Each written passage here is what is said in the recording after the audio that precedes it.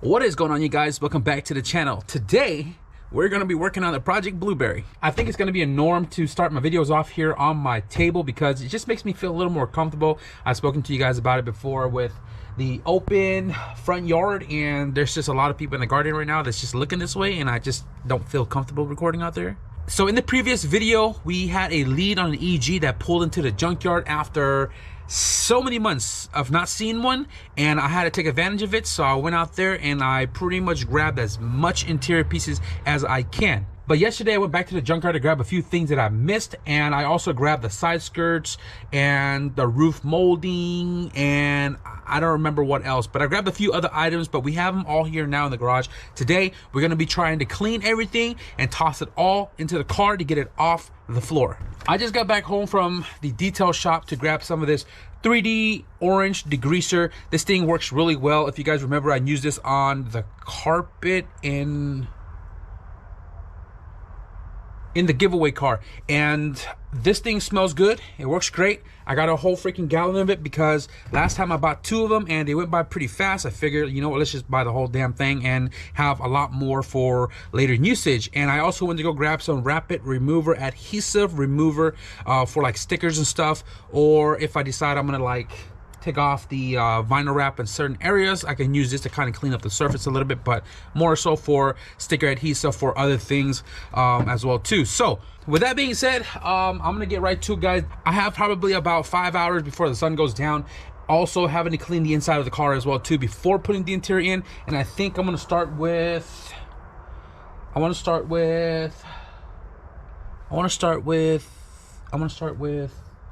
the door panel.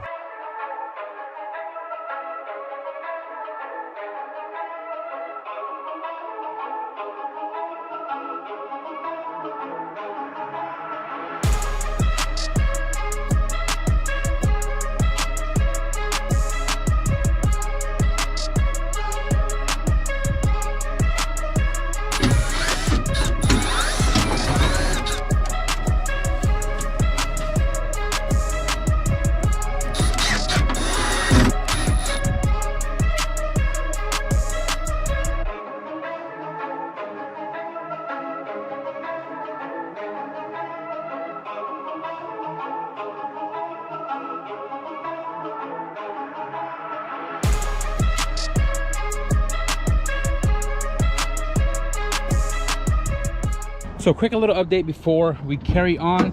We have the driver's side and passenger side door panels installed. It is looking really good. Now this door panel has to come back out eventually because I thought I had the lock for this one, but apparently it was for the other side and I don't have one for here. So this is gonna have to come back off so I can put one there. Another reason is because the door panel on top doesn't have the trim that goes right here, which wedges up against the window itself. So I either have to find that trim piece, which is the same as the coupe in the junkyard, to pull this back off and install it, or find another door panel. But for the most part, it is out of the garage, which is what I'm stoked about, and it is looking really good. Once this is all nice and dry, it should be uniform. And then coming over to the passenger side here, I have to take off this door panel eventually again because this door handle is a Doorman product, and it doesn't have the little adapter that goes onto the little hinge for the door, so it doesn't open on the outside. But for the most part, it is complete on this side, and this door panel is looking good as well too. So I'm pretty stoked about this. So right now I'm gonna go ahead and pull the headliner out right here, and I'm gonna give it a good scrub, and then we'll get that put into the car.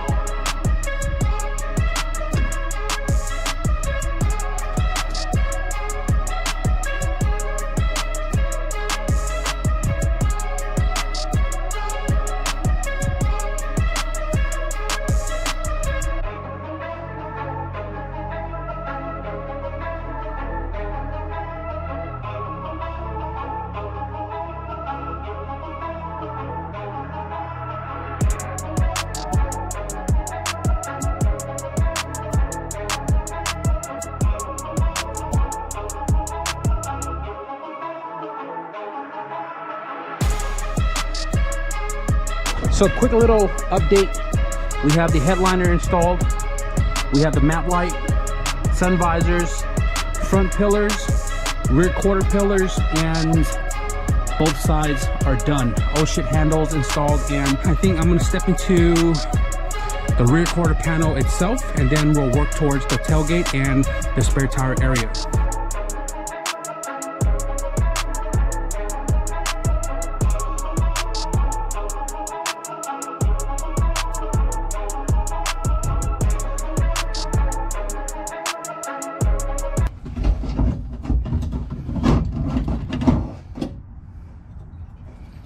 All right, a wall roll 255, but I'm gonna be switching that out.